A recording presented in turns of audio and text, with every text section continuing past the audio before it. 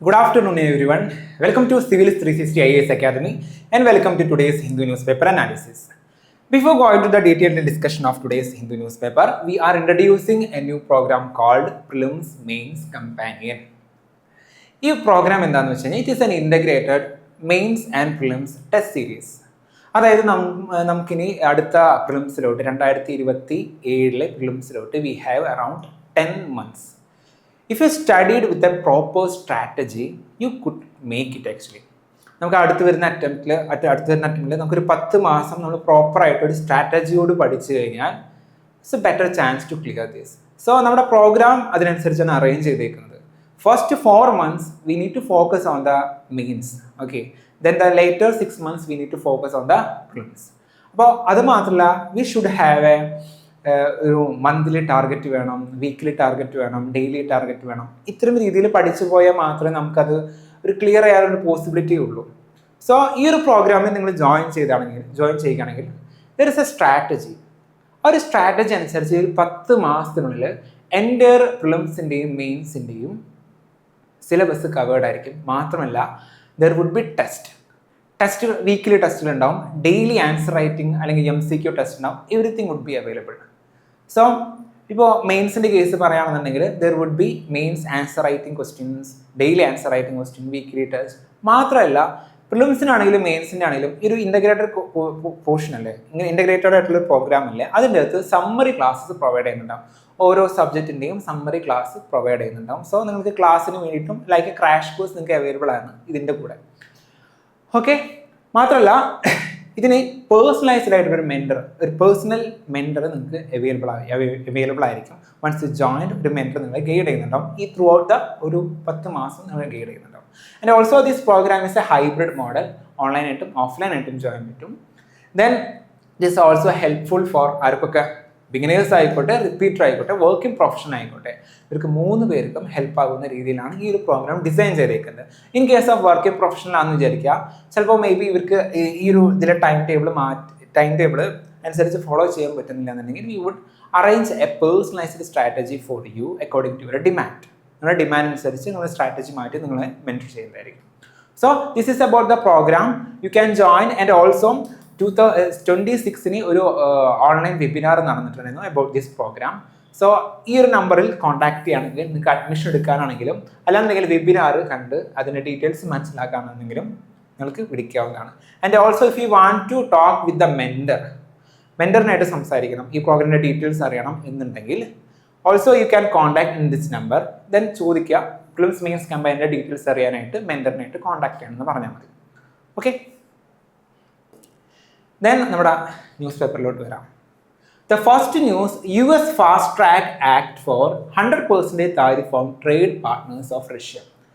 അതായത് US government ഒരു bill കൊണ്ടുവരുന്നുണ്ട്. അത് ഏകദേശം US സെനേറ്റ് ഒക്കെ വോട്ട് ചെയ്തിട്ടുണ്ട്. USൻ്റെ സെനേറ്റ് വോട്ട് ചെയ്തിട്ടുണ്ട്. ഇതെന്താ സംഭവം എന്നാണ് ഇമ്പോർട്ടൻറ്റ്. അത് ഇന്ത്യനെ എങ്ങനെ ബാധിക്കുന്നു എന്നതാണ് ഇമ്പോർട്ടൻറ്റ്. അതായത് റഷ്യയുമായിട്ട് ഓയിൽ ട്രേഡുള്ള അല്ലെങ്കിൽ റഷ്യയിൽ നിന്ന് ഓയിൽ വാങ്ങുന്ന രാജ്യങ്ങൾക്ക് മേലെ US ഗവൺമെൻറ് 100% താരിഫ് ചുമത്തും എന്ന് പറയുന്നതാണ്. ബിക്കോസ് റഷ്യ യുക്രൈൻ വാർ നടക്കുന്നുണ്ട്. അപ്പോൾ actually US is supporting Ukraine and also we know that US is against Russia. അപ്പോൾ അതുകൊണ്ട് തന്നെ റഷ്യയുമായിട്ടുള്ള ബന്ധം ഏതൊക്കെ രാജ്യങ്ങൾ കണക്ട് ചെയ്യുന്നുണ്ടോ, പ്രത്യേകിച്ച് ക്രൂഡ് ഓയിൽ മേഖലയിൽ അവരായിട്ട് 100% താരിഫ് US ഗവൺമെൻറ് ചുമത്തും. ദെൻ FCRA ബിൽ 2026, അതായത് ഫോറിൻ കോൺട്രിബ്യൂഷൻ റെഗുലേഷൻ ആക്ടിൽ ഒരു അമെൻമെൻറ്റ് വരുന്നുണ്ട്. അതിപ്പോൾ പാർലമെൻ്ററി സെഷനിൽ അത് അവതരിപ്പിക്കുന്നുണ്ട്. അപ്പോൾ അതിൻ്റെ ഇമ്പോർട്ടൻസും അതിൻ്റെ ഫീച്ചേഴ്സും ഇപ്പോൾ നിലവിലുള്ള ഫോറിൻ കോൺട്രിബ്യൂഷൻ റെഗുലേഷൻ ആക്ടുകളുടെ പല സമയത്ത് അമെൻമെൻറ്റ് നടന്നിട്ടുണ്ട്. അതിൻ്റെ വേരിയസ് പ്രൊവിഷൻസ് എന്താ, ഇപ്പം നിലവിൽ വരുന്ന ബില്ലിൻ്റെ പ്രൊവിഷൻസ് എന്താ, ഇതൊക്കെ എങ്ങനെയാണ് കൺസേൺ ആയി മാറുന്നത്, ഇതിൻ്റെ ഇമ്പോർട്ടൻസ് എന്താ, ഇത്തരം കാര്യങ്ങളാണ്. Then India theatre reforms needs A readiness framework. അതായത് ഇപ്പോൾ നിലവിൽ നമ്മൾ ചെയ്യുന്നത് എന്താണെന്ന് വെച്ചാൽ തിയേറ്ററൈസേഷൻ എന്ന് പറയും. അതായത് ആർമി, നേവി ആയിക്കോട്ടെ, എയർഫോഴ്സ് ആയിക്കോട്ടെ, ഇവരെ എല്ലാവരും കൂടെ ഒരു കോർഡിനേറ്റഡ് ആയിട്ടുള്ള ഒരു ഇൻ്റഗ്രേറ്റഡ് കമാൻഡ് ഫോർമേഷനിലോട്ട് നയിക്കുന്നുണ്ട്. മൂന്നെണ്ണം കൂടി ജോയിൻ ചെയ്തിട്ട് ഒരു സിംഗിൾ വ്യക്തി അല്ലാന്നുണ്ടെങ്കിൽ കുറച്ച് വ്യക്തികൾ, ഒരു 3 ആൾക്കാർ ഒരു കമാൻഡ് കൊടുക്കുന്ന രീതിയിൽ, അല്ലെങ്കിൽ പല രീതിയിലാണ് നമ്മുടെ ആംഡ് ഫോഴ്സസ് പ്രവർത്തിക്കുന്നത്. അതിനെല്ലാത്തിനും കൂടി ഒരു ഇൻ്റഗ്രേറ്റഡ് ആയിട്ട് നമുക്ക് വർക്ക് ചെയ്യാനുള്ള സ്ട്രാറ്റജി ഇന്ത്യ ബിൽഡ് ചെയ്യുന്നുണ്ട്. അപ്പോൾ അതിൻ്റെ പ്രോഗ്രസ് ആണ് പറയുന്നത്. Then India's refusal to upload global gig work law, അതായത് ഇന്റർനാഷണൽ ലേബർ കോൺഫറൻസ് ഒരു ഇന്റർനാഷണൽ ട്രീറ്റി കൊണ്ടുവന്നിട്ടുണ്ട്. It's related to the gig worker. Gig worker എന്താണെന്ന് അറിയാലോ, നമ്മുടെ സൊമാറ്റോ സ്വിഗ്ഗിയിലൊക്കെ ഓടുന്ന കൈൻഡ് ഓഫ് ജോലി ചെയ്യുന്ന ആൾക്കാരില്ലേ, they are actually gig workers. Definition കാര്യങ്ങളൊക്കെ ന്യൂസിൽ ഡെപ്തിൽ പറയുന്നതായിരിക്കും. സോ അവർക്ക് വേണ്ടി ഒരു ഇന്റർനാഷണൽ കൺവെൻഷൻ വന്നിട്ടുണ്ട്. പക്ഷേ അത് ഇന്ത്യ എഗ്രി ചെയ്തില്ല. ഇന്ത്യ അതിൽ നിന്ന് വോട്ട് ചെയ്യാണ്ട് അബ്സ്റ്റെയിൻ ചെയ്തിരുന്നു ഇന്ത്യൻ ഗവൺമെൻറ്. ദെൻ അതിനുള്ള ഏറ്റായിട്ടാണ് and private research and development spends across the government in financial year 2024. അതായത് നമ്മൾ റിസർച്ച് ആൻഡ് ഡെവലപ്മെന്റിൽ India actually 0.83% of GDP is only spending. Okay, അതിൽ തന്നെ 51% സ്പെൻഡ് ചെയ്യുന്നത് ഇന്ത്യയിൽ പ്രൈവറ്റ് സെക്ടറാണ്. സോ ഇത് ആദ്യമായിട്ടാണ് ഇങ്ങനെ പ്രൈവറ്റ് സെക്ടർ 50% എബവ് സ്പെൻഡ് ചെയ്യുന്ന രീതിയിൽ വരുന്നത്. സോ നമുക്ക് ഡീറ്റെയിൽസിലോട്ട് പോവാം. This is the gist of about the news. And the first news, the US senate ഈ ഒരു ആക്ട്, അതായത് Lindsey Graham sanction Russia and Iran act 2026 വേണ്ടിയിട്ട് US സെനേറ്റ് അവിടുത്തെ പാർലമെന്റ് വോട്ട് ചെയ്തിട്ടുണ്ട്. ഓക്കെ, ഇതെന്താ ചെയ്യുന്നതെന്ന് വെച്ച് കഴിഞ്ഞാൽ, റഷ്യയിൽ നിന്നിട്ട് ഏതൊക്കെ രാജ്യങ്ങളാണോ ക്രൂഡ് ഓയിൽ ഇമ്പോർട്ട് ചെയ്യുന്നത് ആ രാജ്യങ്ങളുടെ മേൽ 100% താരിഫാണ് ചുമത്താൻ പോകുന്നത്. അങ്ങനെ ചുമത്തുകയാണെന്നുണ്ടെങ്കിൽ that would negatively effect the India. അതായത് ഇന്ത്യ ഒരുപാട് ഓയിൽ റഷ്യയിൽ നിന്ന് വാങ്ങുന്നുണ്ട്. അപ്പോൾ റഷ്യയിൽ നിന്ന് വാങ്ങുന്ന ആൾക്കാരെ ഇത്തരത്തിൽ താരിഫ് കൊണ്ടുവന്നു കഴിഞ്ഞാൽ ഇന്ത്യക്ക് പണി കിട്ടും. ഇന്ത്യക്ക് മാത്രമല്ല, റഷ്യയിൽ നിന്നിട്ട് ആരൊക്കെ ഓയിൽ വാങ്ങുന്നുണ്ടോ അവർക്ക് എല്ലാവർക്കും അത് ബുദ്ധിമുട്ടാവും. ദെൻ എന്താണ് ഈ ആക്ടിൻ്റെ ഉദ്ദേശം? ഇങ്ങനെ US ഗവൺമെൻറ് കൊണ്ടുവരാൻ കാരണം what's the aim? To reduce the Russia's revenue from oil exports. അതായത് ഇപ്പോൾ നിലവിൽ റഷ്യയും യുക്രൈനും വാർ നടക്കുന്നുണ്ട്. And US is supporting Ukraine and US is against Russia. അപ്പോൾ അതുകൊണ്ട് തന്നെ റഷ്യ യുക്രൈൻ അറ്റാക്ക് ചെയ്യുന്നു എന്നാണ് പറയുന്നത്. അപ്പോൾ റഷ്യ അറ്റാക്ക് ചെയ്യാണ്ടിരിക്കണമെങ്കിൽ അവരെ ഫിനാൻഷ്യലി ഡീസ്റ്റെബിലൈസ് ചെയ്യണം റഷ്യയെ.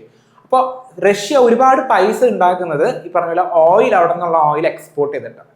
അപ്പോൾ അതിന് മേലെ ഒരു തടസ്സം വന്നു കഴിഞ്ഞാൽ അവരുടെ എക്കണോമി തകരില്ലേ, ഫിനാൻഷ്യലി അവർ ഡീസ്റ്റെബിലൈസ് ആയില്ലേ. അപ്പോൾ അവരുടെ ഓയിൽ എക്സ്പോർട്ടിൽ നിന്നുള്ള റവന്യൂ കുറയ്ക്കുക. അപ്പോൾ അതുവഴി റഷ്യ യുക്രൈൻ വാറിനെ ഫിനാൻസ് ചെയ്യുന്നത് കുറയ്ക്കുക. Okay, then originally we had ഒരു 2025 ഇതുപോലൊരു ആക്ട് ഉണ്ടായിരുന്നു. പക്ഷെ ആ സമയത്ത് 100% 500% ചുമത്തിയിരുന്നത്. അത് പിന്നീട് കളയുകയുണ്ടായിരുന്നു. So this legislation also target Russia, അതായത് റഷ്യ യുക്രൈൻ വാറിൽ റഷ്യനെ ഫിനാൻഷ്യലി സ്റ്റെബിലൈസ് ചെയ്യാൻ മാത്രമല്ല ചെയ്യുന്നത്, ഒരു റഷ്യൻ പൊളിറ്റിക്കൽ ലീഡർഷിപ്പിനെയും ടാർഗറ്റ് ചെയ്യുന്നുണ്ട്. വ്ളാഡിമിർ പുടിനെയും ടാർഗറ്റ് ചെയ്യുന്നുണ്ട്. ദെൻ ഫിനാൻഷ്യൽ ഇൻസ്റ്റിറ്റ്യൂഷൻ, ടോട്ടൽ അവർ energy sectors, network helping Russia's to evade sanctions. അതായത് യുക്രൈൻ ആക്രമിച്ചപ്പോൾ റഷ്യക്കെതിരെ ഒരുപാട് സാങ്ഷൻസ് പല രാജ്യങ്ങളും കൊണ്ടുവന്നിട്ടുണ്ട്. എന്നാൽ ഈ സാങ്ഷൻസ് മറികടക്കാനായിട്ട് റഷ്യ ഒരുപാട് കാര്യങ്ങൾ ചെയ്യുന്നുണ്ട്. ഓക്കെ, അതിനെല്ലാത്തിനും പൊളിറ്റിക്കൽ ലെവലാണെങ്കിലും എല്ലാ ലെവലിലും റഷ്യയെ തകർക്കുക എന്നുള്ളതാണ് ഈ ഒരു ആക്ടിന്റെ ഉദ്ദേശം എന്നാണ് പറയുന്നത്. ഓക്കെ, ജസ്റ്റ് ഈ റഷ്യ യുക്രൈൻ വാർ തടസ്സപ്പെടുത്തുക എന്നത് മാത്രമല്ല. So what is the significance for India? The first significance, India one of the major importer of crude oil from Russia. So ഇങ്ങനൊരു സംഭവം വന്നു കഴിഞ്ഞ് കഴിഞ്ഞാൽ നമുക്ക് നെഗറ്റീവ്ലി ബാധിക്കും. എങ്ങനെയൊക്കെ നെഗറ്റീവ്ലി ഇന്ത്യനെ ബാധിക്കുന്നു വെച്ച് കഴിഞ്ഞാൽ, first thing, there would be energy security issues. അതായത് ഇന്ത്യയിൽ ക്രൂഡ് ഓയിൽ ഇമ്പോർട്ട് ചെയ്യാൻ പറ്റാത്തതുകൊണ്ട് അങ്ങനെ വരികയാണെന്നുണ്ടെങ്കിൽ, ക്രൂഡ് ഓയിൽ ഇമ്പോർട്ട് ചെയ്യുന്നില്ല എന്നുണ്ടെങ്കിൽ നമുക്കിവിടെ ആവശ്യത്തിനുള്ള ക്രൂഡ് ഓയിൽ ലഭിക്കില്ല, പെട്രോളിയം ഡീസലൊന്നും ലഭിക്കില്ല. സോ നമ്മുടെ എക്കണോമി നശിക്കാൻ സാധ്യതയുണ്ട്, എക്കണോമി നല്ല ഡീസ്റ്റെബിലൈസ് ചെയ്യാൻ സാധ്യതയുണ്ട്. പിന്നെ ഇങ്ങനൊരു ആക്ട് വന്നുകൊണ്ട് തന്നെ ഇപ്പോൾ US-നായിട്ടുള്ള ഒരു റിലേഷൻ എനിക്കത് മോശമാകാൻ ചാൻസ് ഉണ്ട് ഇന്ത്യക്ക്. പിന്നെ അത് മാത്രമല്ല, നമ്മുടെ കോൾഡ് വാറൊക്കെ നടന്നിരുന്നില്ല ഇന്ത്യയും റഷ്യയും US ഒക്കെ തമ്മിൽ. അപ്പോൾ ആക്ച്വലി നമ്മളൊരു നോൺ അലൈൻമെന്റ് മൂവ്മെന്റ് ആണ് നമ്മൾ ചെയ്തിരുന്നത് ഇന്ത്യ.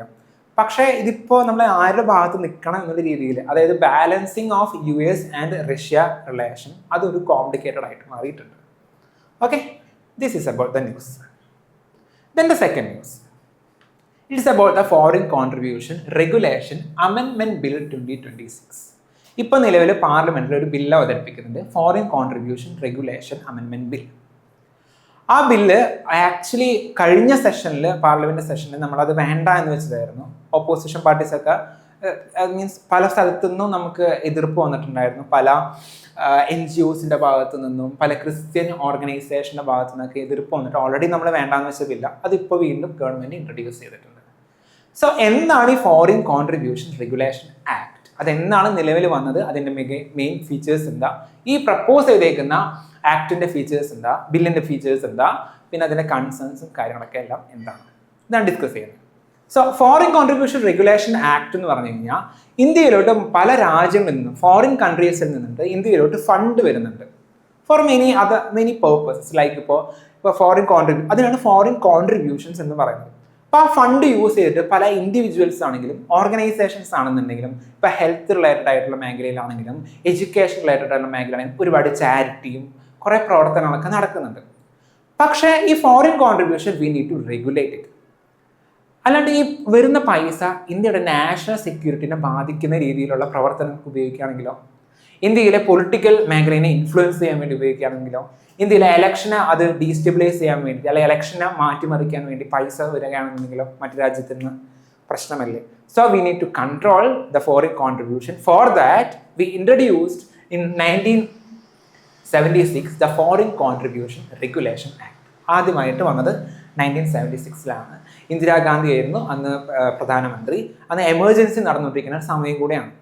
അപ്പോൾ ഇതുപോലെ വരുന്ന ഫോറിൻ കോൺട്രിബ്യൂഷൻസ് റെഗുലേറ്റ് ചെയ്യുകയും നമ്മുടെ ഇന്ത്യയുടെ ഡെമോക്രാറ്റിക് ആൻഡ് പൊളിറ്റിക്കൽ സിസ്റ്റത്തിനെ ബാധിക്കാത്ത രീതിയിൽ ഫോറിൻ കോൺട്രിബ്യൂഷൻസ് നമ്മൾ കൺട്രോൾ ചെയ്യുക എന്നതിന് വേണ്ടി കൊണ്ടുവന്നേക്കുന്നതാണ് ഫോറിൻ കോൺട്രിബ്യൂഷൻ റെഗുലേഷൻ ആക്ട്. ഈ ഒരു ആക്ട് 1976 വന്നതിന് ശേഷം 2010 ഇതിലൊരു അമെൻമെന്റ് വരുത്തിയിട്ട് കുറച്ചും കൂടി സ്ട്രിക്റ്റർ ആയിട്ടുള്ള റെഗുലേഷൻ നമ്മൾ കൺഫേം ചെയ്തിട്ടുണ്ടായിരുന്നു. ഓക്കെ, കുറച്ചും കൂടി സ്ട്രിക്റ്റർ ആക്കിയിട്ടുണ്ടായിരുന്നു ഫോറിൻ കോൺട്രിബ്യൂഷൻ റെഗുലേഷൻ, കുറച്ചും കൂടി സ്ട്രിക്റ്റർ ആക്കി. എന്തൊക്കെയാണെന്ന് വെച്ച് കഴിഞ്ഞാൽ, ഇപ്പോൾ 2010 അമെൻമെന്റിന് ശേഷം ഫോറിൻ കോൺട്രിബ്യൂഷൻ റെഗുലേഷൻ ആക്ടിന്റെ മെയിൻ ഫീച്ചേഴ്സ് നോക്കുകയാണെന്നുണ്ടെങ്കിൽ, ഇപ്പോൾ ഒരു ഫോറിൻ കോൺട്രിബ്യൂഷൻ ലഭിക്കണമോ ഒരു വ്യക്തിക്കോ ഒരു ഓർഗനൈസേഷനോ ലഭിക്കുന്നെങ്കിൽ മാൻഡറ്ററി രജിസ്ട്രേഷനാണ്. ഈ ആക്ടിൻ്റെ കീഴിൽ രജിസ്റ്റർ ചെയ്തേ പറ്റൂ. അവർക്ക് മാത്രമേ ഫോറിൻ കോൺട്രിബ്യൂഷൻ റിസീവ് ചെയ്യാനുള്ള അധികാരമുള്ളൂ. ലീഗലി അവർക്ക് മാത്രമേ പറ്റത്തുള്ളൂ. ദെൻ ഈ ലഭിക്കുന്ന മറ്റു രാജ്യങ്ങളിൽ നിന്ന് വരുന്ന ഫോറിൻ ഫണ്ട് പല മേഖലകളിൽ നമുക്ക് യൂസ് ചെയ്യാൻ പാടില്ല. ഏതൊക്കെയാണെന്ന് വെച്ച് കഴിഞ്ഞാൽ election candidates, political parties, legislators, judges, public servants, ഇവർക്കൊക്കെ പൊളിറ്റിക്കൽ അല്ലെങ്കിൽ ഫോറിൻ ഫണ്ടിങ് പ്രൊഹിബിറ്റഡ് ആണ്. ആക്ച്വലി ഇവർക്കൊന്നും യൂസ് ചെയ്യാൻ പറ്റത്തില്ല. ആക്ച്വലി അല്ലെങ്കിൽ ഇത്തരം പർപ്പസിന് വേണ്ടി നമുക്ക് യൂസ് ചെയ്യാൻ പറ്റത്തില്ല.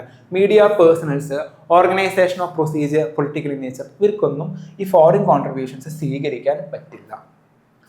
ഓക്കെ, പിന്നെ NGOs, പല NGOs അതായത് non governmental organisations cultural, educational, religious, social, economic ആക്ടിവിറ്റീസിലൊക്കെ ഇൻവോൾവ് ആണ് പല organisations. But if they are receiving foreign contributions then they should register. Okay, mandatory registration ആണ് അവർക്ക്. ദെൻ ഇപ്പം നിലവിൽ വന്നേക്കുന്ന 2026 ആക്ടിൻ്റെ പ്രധാനപ്പെട്ട ഫീച്ചേഴ്സ് എന്നാണ് നോക്കാം.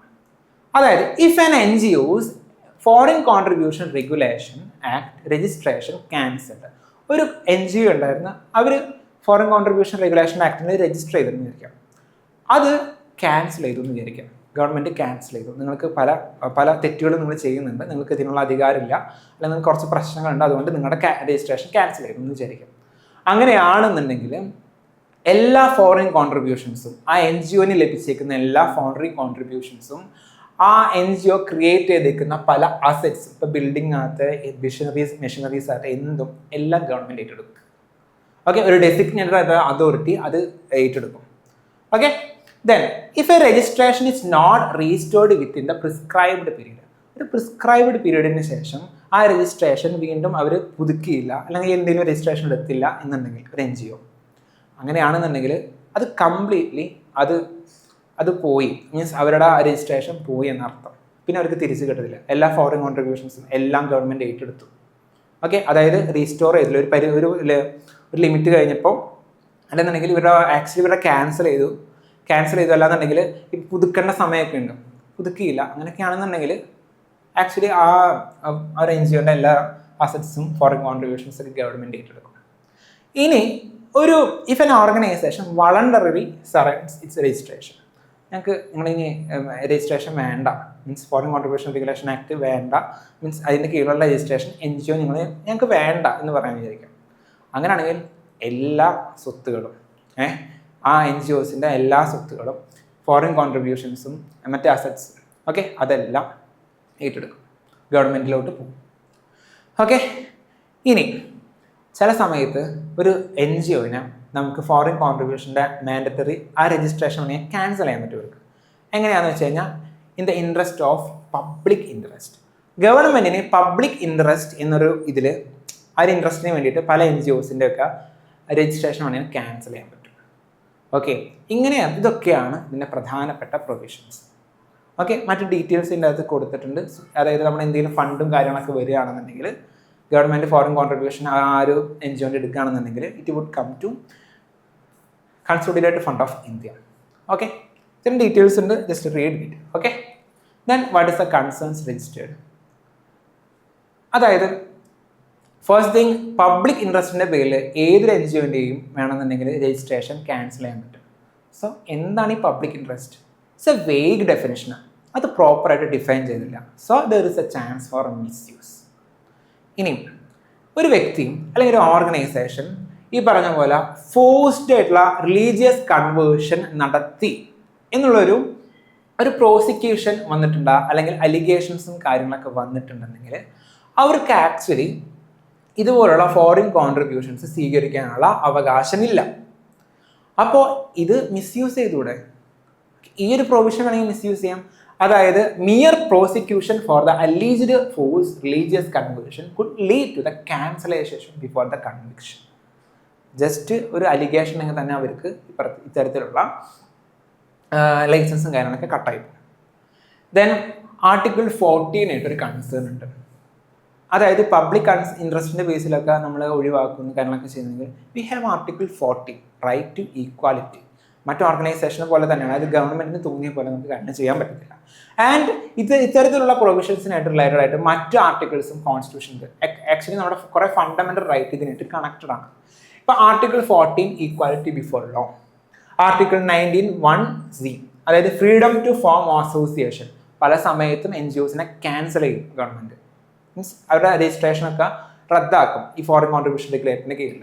അപ്പോൾ ഇതൊക്കെ ഇത്തരം ഫണ്ടമെൻ്റൽ റൈറ്റിനെ ബാധിക്കുന്നുണ്ട്. ആർട്ടിക്കിൾ 25 ഫ്രീഡം ഓഫ് റിലീജിയൻ, ഇതിനെല്ലാം ബാധിക്കാൻ സാധ്യതയുണ്ട്. Okay, then adverse impact on ഇത്തരത്തിലുള്ള പ്രൊവിഷൻസിൻ്റെ മീൻസ് പുതിയൊരു ആക്ടിൻ്റെ കൺസേൺസ് ആണല്ലോ പറയുന്നത്.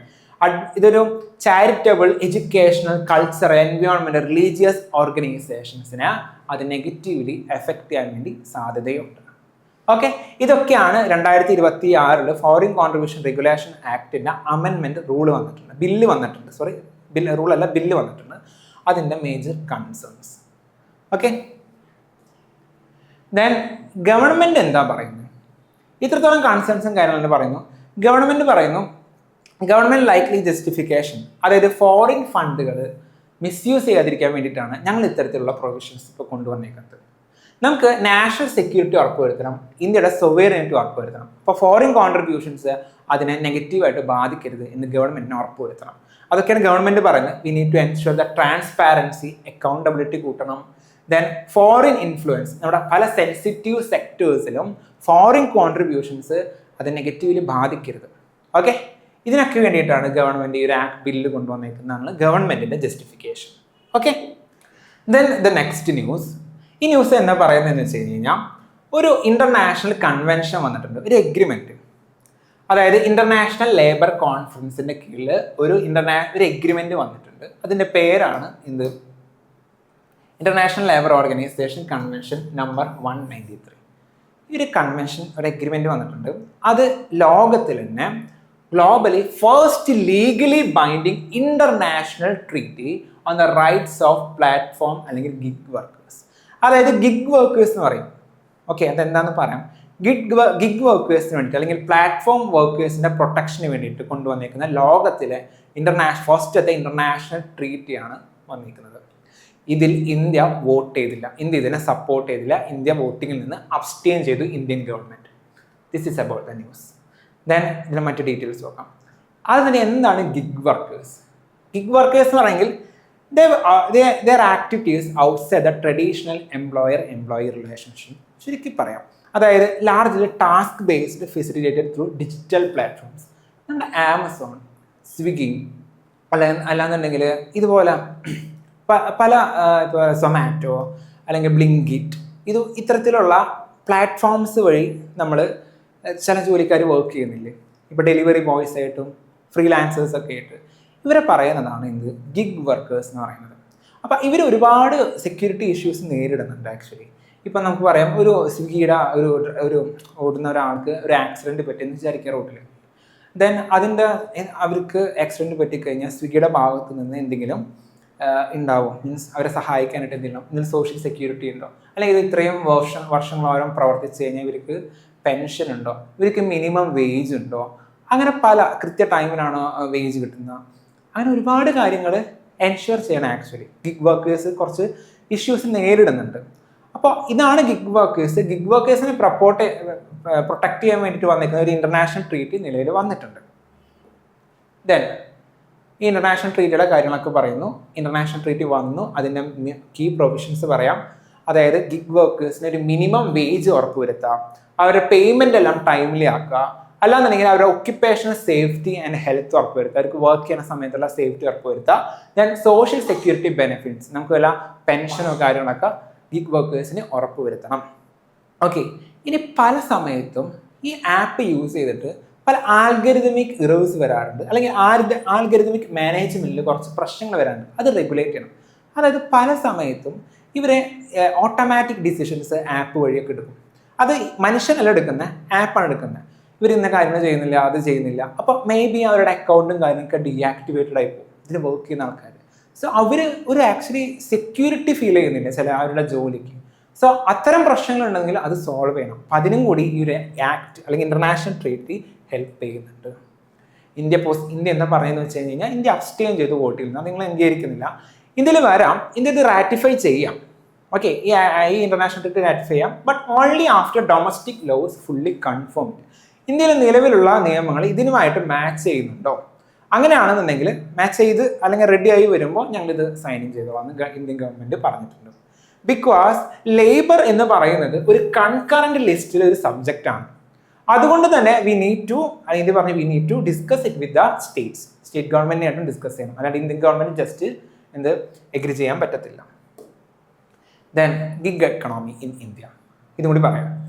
ഇപ്പോൾ ഇന്ത്യയിൽ എത്രത്തോളം ഗിഗ് വർക്കേഴ്സ് ഉണ്ടെന്ന് നോക്കുകയാണെങ്കിൽ 2020-21 സമയത്താണെങ്കിൽ ജസ്റ്റ് 7.7 മില്യൺ ഗിഗ് വർക്കേഴ്സ് ആണ് ഇന്ത്യയിലുള്ളത്.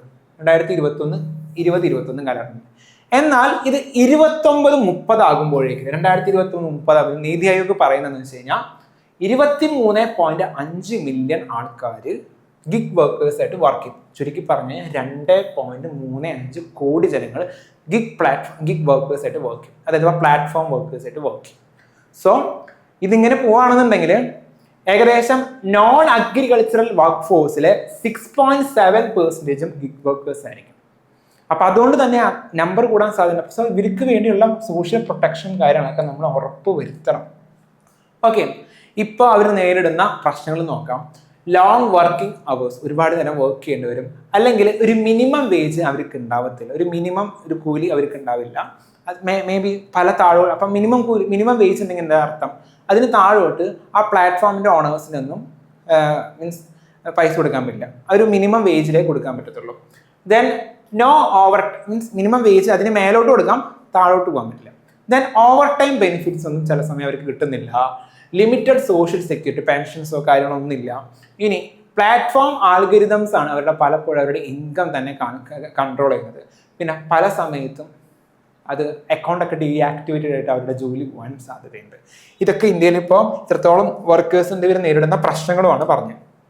ദെൻ ഇപ്പം നിലവിൽ ഇന്ത്യയിൽ കോഡ് ഓൺ സോഷ്യൽ സെക്യൂരിറ്റി 2020 ഇതാണ് ഇപ്പം ആക്ച്വലി ഗിഗ് വർക്കേഴ്സിനെ കൺട്രോൾ ചെയ്യുന്ന അല്ലെങ്കിൽ അവർക്ക് സപ്പോർട്ട് ചെയ്യുന്ന ഒരു നിയമം ഇന്ത്യയിലുള്ളത് ആകെ വരണം എന്ന് പറയുകയാണെങ്കിൽ മെയിൻ ആയിട്ടുള്ളത് കോഡ് ഓൺ സോഷ്യൽ സെക്യൂരിറ്റി 2020 ആണ്. ഇതിനകത്ത് എന്താണ് ഗിഗ് വർക്കർ എന്നും എന്താണ് പ്ലാറ്റ്ഫോം വർക്കർ എന്നും എല്ലാം ഡിഫൈൻ ചെയ്തിട്ടുണ്ട്.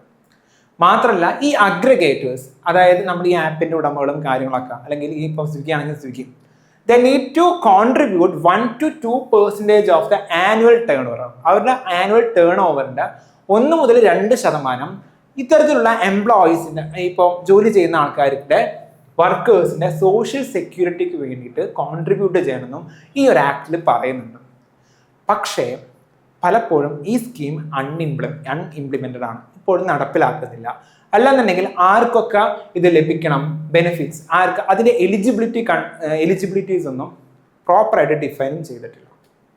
ഓക്കെ, ഇനി ഇതാണ് സെൻട്രൽ ഗവൺമെന്റിന്റെ ഭാഗത്തു നിന്നുള്ളത്. പല സ്റ്റേറ്റ് ഗവൺമെന്റും, ഞാൻ പറഞ്ഞു ലേബർ എന്ന് പറയുന്നത് ഇറ്റ്സ് എൻ കൺകറന്റ് ലിസ്റ്റിലുള്ള സബ്ജക്റ്റ് ആണ്. അതുകൊണ്ട് തന്നെ സ്റ്റേറ്റ് ഗവൺമെന്റ്സ് ലൈക്ക് രാജസ്ഥാനും പിന്നെ കർണാടക, തെലങ്കാന, ഇവരൊക്കെ ചില രീതിയിലുള്ള പ്രവർത്തനങ്ങൾ ഓൾറെഡി ചെയ്തിട്ടുണ്ട്. ഇപ്പൊ രാജസ്ഥാനിലാണെങ്കിലും ഒരു നിയമം വന്നിട്ടുണ്ട്, Rajasthan platform based gig workers act 2023. ഇനി കർണാടക, തെലങ്കാനയിലാണെന്നുണ്ടെങ്കിൽ ഇവർക്ക് ഗിഗ് വർക്കേഴ്സിനെ പ്രൊട്ടക്ട് ചെയ്യേണ്ട വെൽഫെയർ ബോർഡുകളൊക്കെ ക്രിയേറ്റ് ചെയ്തിട്ടുണ്ട്. Okay, then concerns over India abstention. India vote ചെയ്തില്ല. ഓക്കെ, അതിന്റെ കൺസേൺസ് എന്താണെന്ന് നോക്കാം. വോട്ട് ചെയ്തില്ലെങ്കിൽ നമുക്ക് എന്താ പ്രശ്നം? We missed an opportunity strengthen the workers protection. ഇന്ത്യയിലെ ഗിഗ് വർക്കേഴ്സിനെ പ്രൊട്ടക്ട് ചെയ്യാൻ വേണ്ടിയിട്ടുള്ള ഒരു നല്ലൊരു ചാൻസ് ആക്ച്വലി ഇന്ത്യ മിസ് ചെയ്തു എന്ന് പറയുന്നു. Okay, then may delay reforms related to ഇപ്പോൾ social security, worker classification, algorithms, transparency, ഈ മേഖലയിൽ കുറച്ചും കൂടി നമുക്ക് ഇമ്പ്രൂവ്മെന്റ് വരായിരുന്നു. എന്ത്, ഈ ഒരു ആക്ട്, ഈ ഒരു ട്രീറ്റ് നമ്മൾ സൈൻ ചെയ്തിട്ടുണ്ടെങ്കിൽ പെട്ടെന്ന് ഈ മേഖലയിലൊക്കെ നമുക്ക് ഇമ്പ്രൂവ്മെന്റ് വരുത്തായിരുന്നു. Okay, then raises question about the balancing labour welfare with ease of doing business. India ഇതിൻ്റെ അകത്ത് വോട്ട് ചെയ്തില്ല. അതായത് ഇന്ത്യയിൽ ആക്ച്വലി ഒരുപാട് ഈസ് ഓഫ് ഡൂയിങ് ബിസിനസ്, അതായത് ആക്ടിവിറ്റീസ് നടക്കുന്നുണ്ട്. നമുക്ക് പല ബിസിനസ്സും തുടങ്ങാനായിട്ട് ഇന്ത്യയിൽ മറ്റേ പ്രൊസീജിയേഴ്സും കാര്യങ്ങളൊക്കെ ഭയങ്കര സിമ്പിളാണ്. ഇപ്പോൾ അതിനാണ് ഈസ് ഓഫ് ഡൂയിങ് ബിസിനസ് എന്ന് പറയുന്നത്. ഓക്കെ, പക്ഷെ ബിസിനസ് ഉണ്ടായാൽ മാത്രം കാര്യമില്ല, അതിൽ വർക്ക് ചെയ്യുന്ന ആൾക്കാരുടെ പ്രൊട്ടക്ഷൻ കൂടി നമ്മൾ ഉറപ്പുവരുത്തണം.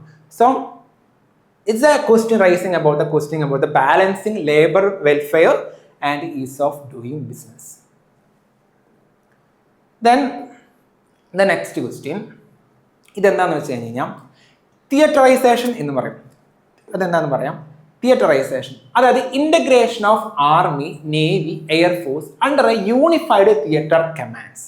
ആർമിയെയും നേവിയെയും എയർഫോഴ്സിനെയും യൂണിഫൈ ചെയ്യുക ഒരു under a theatre command, single theatre കമാൻഡിനെ അങ്ങനെ ചെയ്യുന്നതിനാണ് എന്ത്, തിയേറ്ററൈസേഷൻ എന്ന് പറയുന്നത്.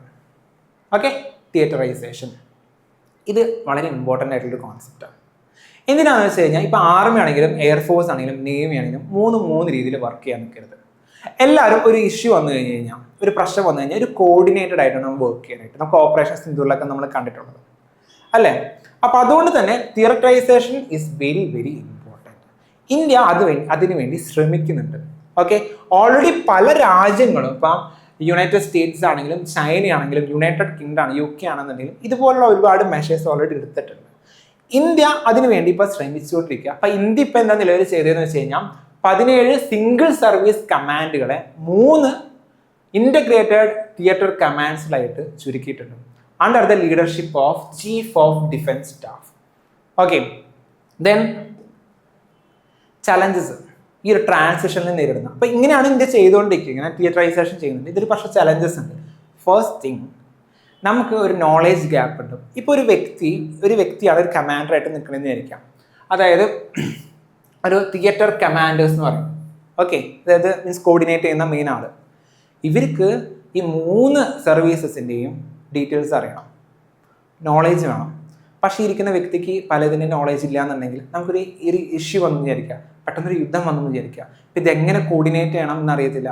കാരണം ആർമിയുടെ റൂൾ വേറെ ആയിരിക്കും, നേവിയുടെ റൂൾസ് വേറെ ആയിരിക്കും, അല്ലാന്നുണ്ടെങ്കിൽ എയർഫോഴ്സിൻ്റെ കാര്യങ്ങളൊക്കെ ഡീറ്റെയിൽസും കാര്യങ്ങളും പ്രൊസീജിയേഴ്സും അവരുടെ ഫെസിലിറ്റീസും അവരുടെ എല്ലാം അറിഞ്ഞിരിക്കണം. സോ അങ്ങനെ പ്രോപ്പറായിട്ട് വർക്ക് ചെയ്യുന്നുണ്ടെങ്കിൽ ഈ തിയേറ്റർ കമാൻഡേഴ്സിന് നല്ല രീതിയിൽ നോളേജ് വേണം.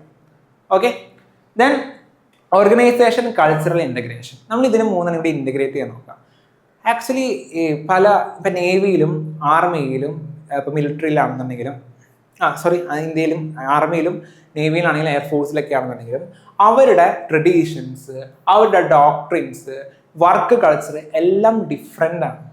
സോ നമ്മളിത് ഇൻ്റഗ്രേറ്റ് ചെയ്യുമ്പോൾ അവിടെ ഒരു മൊറാലിറ്റിയുടെ ഒരു ഇഷ്യൂ വരാറുണ്ട്. ഒരു മോറൽ ക്വസ്റ്റ്യൻസ്, ഒരു ഇമോറൽ ഇമ്പാക്റ്റിൻ്റെ ചാൻസ് വരാൻ സാധ്യതയുണ്ട്. ഇത് മൂന്നും കൂടി ഇൻ്റഗ്രേറ്റ് ചെയ്യും. Okay, then readiness concerns. ഇപ്പോൾ നിലവിൽ ഇന്ത്യയിൽ എങ്ങനെ നോക്കാം? ഇപ്പോൾ ആക്ച്വലി നമ്മൾ 2-3 വർഷത്തിനുള്ളിൽ നമ്മൾ ഇനീഷ്യൽ ഇംപ്ലിമെൻറ്റേഷൻ ഒക്കെ നടത്തുന്നുണ്ട്. ഒരു 10 വർഷത്തിനുള്ളിൽ നമ്മൾ ഫുള്ളി ഒരു മെച്യൂരിറ്റി വന്നിട്ടുണ്ടാവും. ഈ ഒരു സംഭവം ഓപ്പറേഷൻ മെച്യൂരിറ്റി നിലവിൽ വന്നിട്ടുണ്ടാവും. സോ പ്രശ്നമുണ്ട് ചെറുതായിട്ട്. ഇപ്പോൾ നമ്മൾ കുറച്ച് ഇഷ്യൂസ് ഓൾറെഡി നടക്കുന്നുണ്ട്. ചൈനയായിട്ടും പാകിസ്ഥാനൊക്കെ ആയിട്ട് ഇഷ്യൂ നടക്കുന്നുണ്ട്. സോ ഇങ്ങനെ ഒരു ഇഷ്യൂ നടക്കുമ്പോൾ ഇത്തരത്തിലുള്ള ട്രാൻസിഷൻ നമുക്ക് ബുദ്ധിമുട്ടായി വരരുത്. കാരണം നമുക്കൊരു ഓപ്പറേഷൻ റെഡിനെസ് എപ്പോഴും വേണം. എന്തെങ്കിലും പ്രശ്നം വന്നു കഴിഞ്ഞാൽ പെട്ടെന്ന് നമുക്ക് വർക്ക് ചെയ്യാൻ പറ്റണം. അപ്പോൾ ഈ ഒരു ട്രാൻസിഷൻ കാരണം ഡിലേ വരരുത്. എന്തെങ്കിലും പ്രശ്നം വന്നു കഴിഞ്ഞ് കഴിഞ്ഞാൽ നമ്മുടെ പ്രവർത്തനങ്ങളെ ബാധിക്കരുത്. Okay, then the last news. Government data. Government data പറയാണ് 0.83% ഓഫ് GDP ആണ് ഇപ്പോൾ 2021-22 കാലഘട്ടങ്ങളിൽ നമ്മൾ ടോട്ടലായിട്ട് സ്പെൻഡ് ചെയ്യുന്നത് ഫോർ റിസർച്ച് ആൻഡ് ഡെവലപ്മെൻറ്റ്. അതായത് റിസർച്ചിനും ഡെവലപ്മെൻറ്റിന് വേണ്ടി ഇന്ത്യയുടെ 0.83% ആണ് നമ്മൾ സ്പെൻഡ് ചെയ്യുന്നത്.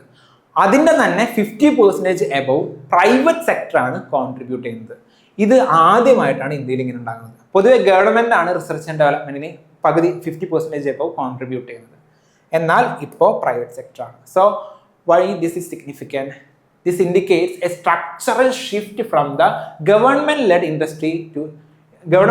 to industry-led innovation. ഞാൻ പറഞ്ഞില്ലേ, ഗവൺമെൻറ് ആണ് കൂടുതൽ റിസർച്ച് ആൻഡ് ഡെവലപ്മെൻറ്റിനൊക്കെ ഇന്നോവേഷൻ കാര്യങ്ങൾക്കൊക്കെ വേണ്ടി പൈസ ഇറക്കാറ്. ഇപ്പോൾ ഇൻഡസ്ട്രീസ് ആണ് ഇന്നോവേഷൻസിന് വേണ്ടിയിട്ട് കൂടുതലും പൈസ ഇറക്കി റിസർച്ച് ആൻഡ് ഡെവലപ്മെൻറ്റ് ചെയ്യുന്നത്. സോ ഒരു സ്ട്രക്ചറൽ ഷിഫ്റ്റ് നമുക്ക് കാണാൻ പറ്റും. പിന്നെ ഇന്ത്യയിലെ ഒരു ഇന്നോവേഷൻ ഡ്രിവൻ എക്കണോമി ആയിട്ട് മാറ്റണം എന്നുള്ള ആഗ്രഹമുണ്ട്. അപ്പോൾ അതിലോട്ട് നയിക്കുന്നുണ്ട്. അതുപോലെ തന്നെ റിസർച്ച് കൊമേഴ്ഷ്യലൈസേഷനോടും പുതിയ ടെക്നോളജീസ് ഇന്ത്യയിലൂടെ ഡെവലപ്പ് ചെയ്യാനും വേണ്ടി ഇത് സാധിക്കുന്നുണ്ട്. അതാണ് അതിൻ്റെ ഇമ്പോർട്ടൻസ്. പക്ഷേ ഇന്ത്യയിൽ ഇപ്പോൾ 0.83 അല്ലേ സ്പെൻഡ് ചെയ്യുന്നുള്ളൂ ഔട്ട് ഓഫ് GDP-യുടെ. ഇത് വളരെ കുറവാണ് ആക്ച്വലി. പല രാജ്യങ്ങളും ഇപ്പോൾ സൗത്ത് കൊറിയ, ഇസ്രായേൽ എന്നൊക്കെ 5% അവരുടെ GDP റിസർച്ച് ആൻഡ് ഡെവലപ്മെൻറ്റിന് വേണ്ടി സ്പെൻഡ് ചെയ്യുന്നത്. സൗത്ത് കൊറിയ ആയിക്കോട്ടെ, ജപ്പാൻ ആയിക്കോട്ടെ, ചൈന ആയിക്കോട്ടെ, ഇവരൊക്കെ വെച്ച് കമ്പയർ ചെയ്യുമ്പോൾ ഇന്ത്യ മാത്രമാണ് 0.83% കോൺട്രിബ്യൂട്ട് ചെയ്യുന്നത് റിസർച്ച് ആൻഡ് ഡെവലപ്മെൻറ്റിന് വേണ്ടി. This is very very low. Then മറ്റ് ചലഞ്ചസ് ഈ പറഞ്ഞ പോലെ തന്നെ കുറവാണ്. അപ്പോൾ അങ്ങനെയാണെന്നുണ്ടെങ്കിൽ തന്നെ സ്പെൻഡ് ചെയ്യുന്നത് കുറവാണെങ്കിൽ നമുക്കൊരു ഗ്ലോബൽ ലീഡർ ആകണം, അല്ലെങ്കിൽ ഇന്ത്യയുടെ ആസ്പിറേഷൻസിനൊക്കെ ബാധിക്കുന്നത്. Okay, research and development. So what we need is industry. നമുക്കിനി എന്താ വേണ്ടത് നോക്കാം. University industry collaboration. അതായത് നമുക്ക് പഠിക്കുന്ന റിസർച്ച് മേഖലയിലും അത് ഇൻഡസ്ട്രിയിലായിട്ടും ഒരു കൊളാബറേഷൻ ഉണ്ടെങ്കിൽ ഇതൊരു കുറച്ചും കൂടി നല്ല രീതിയിൽ വർക്ക് ആവും. കുറച്ചും കൂടി പ്രൈവറ്റ് ഇൻവെസ്റ്റ്മെൻറ്റും പ്രൈവറ്റ് പാർട്ടിസിപ്പേഷനും ഈ ഒരു മേഖലയിൽ കുറച്ചും കൂടി കൂട്ടിക്കഴിഞ്ഞ് കഴിഞ്ഞാൽ നമ്മുടെ റിസർച്ച് ആൻഡ് ഡെവലപ്മെൻറ്റ് മേഖല കുറച്ചും കൂടി നല്ല രീതിയിൽ വർക്ക് ചെയ്യും. Okay, this is about the news.